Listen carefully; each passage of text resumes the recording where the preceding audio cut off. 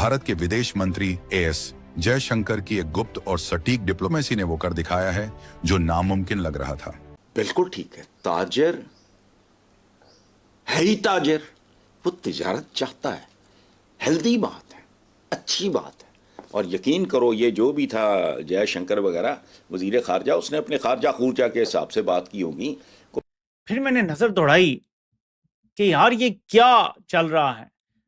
कोशिश किया कि जो सोर्सेज कोशिश कर रहे हैं ग्राउंड से रिपोर्ट करने की, या उनको जाके देखा, तलाश करने की कोशिश की कि क्या रिपोर्ट हो रहा है।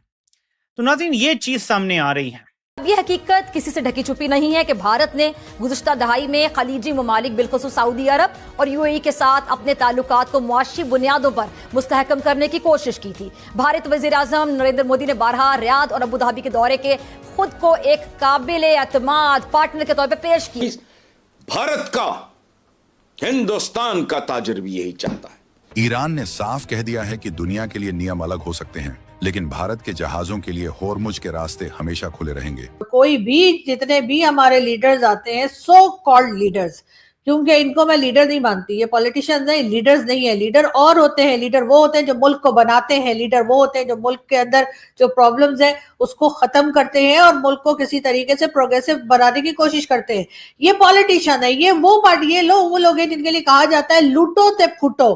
जी हाँ, लूटो और उसके बाद यहाँ से फूट के कोई लंदन चला जाएगा, कोई अमेरिका चला जाएगा, कोई कनाडा चला जाएगा, कोई रिटायरमेंट के बाद यहाँ से भाग जाएगा।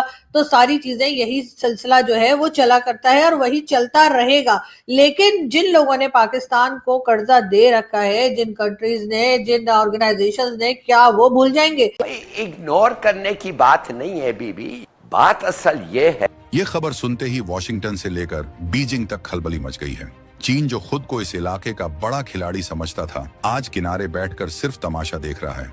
जफर अली साहब, आपको लटके तो इसमें दोस्ताना हमसायगी है, तिजारत है, सयाहत है और फिर उसके बाद जो ताल्लुकात है, रीजनल कोऑपरेशन जो है, आपको लगता है कि आने वाले दिनों में इसमें बेहतरी आ सकती है? और कभी ऐसा वक्त भी आ सकता है कि ये जो बॉर्डर्स हैं सिर्फ ये महज किताबों में रह जाएंगे, नक्शों में रह जाएंगे और एक ट्रेड पे शुरू हो सकेगी, रास्ते खुल पाएंगे? उसे समझ नहीं आ रहा कि जिस ईरान को उसने अरबों डॉलर का लालच दिया, वो भारत के साथ इतनी गहरी दोस्ती कैसे निभा रहा है।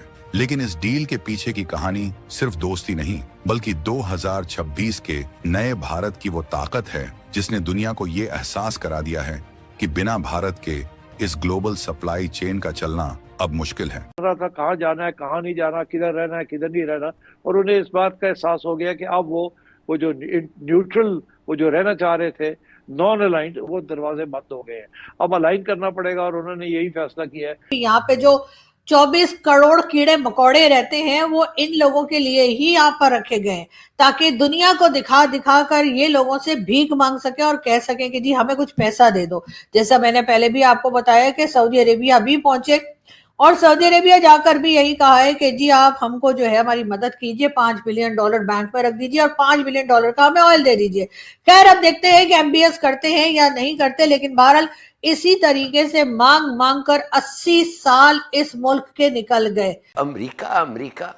अमेरिका के साथ हमने सब चीज को अटैच किया है, अमेरिका की वैगन के साथ। नतीजा क्या हुआ? 75 साल में एक पाइपलाइन नहीं हुआ, एक खंबा नहीं आया बिजली का ईरान से। ईरान तैर रहा है तेल में, हमारे पास एक पाइपलाइन नहीं है। क्यों भाई, क्यों? इसलिए आप लोग अमेरिका से डरे हुए। आप ये कह रही हैं कि दोनों फ्रंट्स की बात कर रही हैं, ये बिल्कुल ऑन द कार्ड्स है ये। और इसका जो एम है वो है कि पाकिस्तान को भी कमजोर करना और चाइना को रूट्स से महरूम करना, सिपेक को भी नहीं चलने देना और दूसरे रूट्स भी जो बना रहे हैं उनको नहीं चलने देना। तो भारत के लोग भी ना कब से कहते जा रहे हैं कि अखंड भारत बनाएंगे, अखंड भारत बनाएंगे। मैं तो कहती हूँ कि बना ही डालें एक बार, इसलिए कि अखंड भारत बनते के साथ ही हमारा सारा लोन अपने आप मोदी जी के सर पे चला जाएगा। इसलिए कि मोदी जी को तो बड़ा शौक है कि अखंड भारत बनाएंगे और पाकिस्तान को और बाकी जितनी कंट्रीज पहले भारत के साथ हुआ करती थी उन सबको मिलाकर एक दफा फिर बड़ा सा भारत तैयार कर देंगे। तो मोदी जी, हमारी तरफ से इजाजत है, तुसी बिस्मिल्लाह करो बस, और आइए बिल्कुल आइए, तशरीफ लाइए और अखंड भारत बनाइए। और लेकिन याद रखिएगा, एक शर्त पे सिर्फ बनाएंगे, और वो ये कि पाकिस्तान ने जितना भी लोन ले रखा है और जितना आगे लेने वाला है, वो सारा का सारा आपने देना है। अगर 2-3 चीजें तो वाज़ेह है। नंबर 1, चीन से ज्यादा कोई मुल्क की अहमियत पाकिस्तान के लिए नहीं है। ये सब हमारे इकोनॉमिक इश्यूज जो है, हमें इस साल 20-25 बिलियन डॉलर देना पड़ता है वापस करना हो। और अगर हमारे ताल्लुकात चीन के साथ ठीक होते, अगर हम सीपेक के उस रफ्तार से प्रोग्रेस कर सकते जो हमें करना था, जो उम्मीदें थी लोगों की, चीन की भी और हमारी भी, मगर नहीं हुआ। और क्यों नहीं हुआ वो भी एक कहानी है। फरूख साहब, आपके ख्याल में बात ठीक है कि हमें इग्नोर नहीं कर देना चाहिए अक्सर, लेकिन अपनी प्रायोरिटीज को तो रखना चाहिए सामने? नहीं, मैं लाली साहब की जो बात समझाऊं, ये कह रहे हैं कि हम अमेरिका को गुड बाय कह दें। हाँ, यानी ये वक्त आ गया। कह रहे हैं कि हमारी प्रायोरिटीज से अपने मफादात को मद्देनजर रखते हुए होनी चाहिए, सिर्फ इस वजह से नहीं कि वो सुपर पावर है या हम उनसे एड लेते हैं इसलिए हम अपने मफादात को भूल जाएं, अपनी आवाम को भूल जाएं। नहीं, मैं उनका पॉइंट ऑफ व्यू यहीं से सुनना चाह रहा हूँ। लाली साहब आप मेरी बात सुन रहे हैं? जी फरमाएं। जी, फरूख बात कर रहा हूँ। मुझे ये बताइए कि आप क्या कह रहे हैं कि ये मुनासिब वक्त है कि हम जो भी हमारे मामला चल रहे हैं अमेरिका से, हम उनको गुड बाय कह के चाइना की तरफ बढ़ जाएं?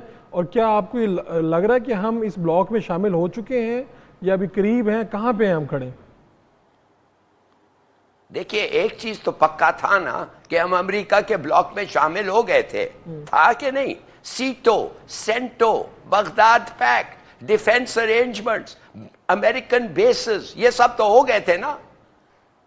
हुए थे कि नहीं हुए थे? हाँ या ना? जी जी, जफर अली साहब, हुए तो थे, लेकिन क्या अब वो फरूख साहब का सवाल है कि गुड बाय कहने का वक्त आ चुका? अब आपने हासिल कर क्या किया? हाँ, सिर्फ खोया ही है अभी तक, तो बाजार यही लग रहा है कि सिवाय चंद अफराद के फायदे के पाकिस्तान का तो नुकसान ही हुआ। भाई बात असल ये है कि हम दोस्तों, इंटरनेशनल पॉलिटिक्स में एक बहुत बड़ा मेजर शिफ्ट आया है जिसने पूरे वेस्ट और स्पेशली हमारे पड़ोसी देश पाकिस्तान के होश उड़ा दिए हैं। ईरान के सुप्रीम लीडर ने एक ऐसी स्टेटमेंट दी है जो ग्लोबल पावर बैलेंस को हिला देगी। उनका मैसेज क्लियर है कि बाकी दुनिया के लिए रूल्स अलग हैं, पर भारत के लिए स्पेशल रूल्स होंगे। आखिर ईरान इतना मेहरबान क्यों हो रहा है? दोस्तों, बात हो रही है स्ट्रेट ऑफ हॉर्मुज की। ये वही नैरो रास्ता है जहां से दुनिया का 20% से ज्यादा ऑयल ट्रेड होता है। ईरान ने अनाउंस किया है कि यहां से इंडियन फ्लैग्ड शिप्स को वीआईपी एक्सेस मिलेगा।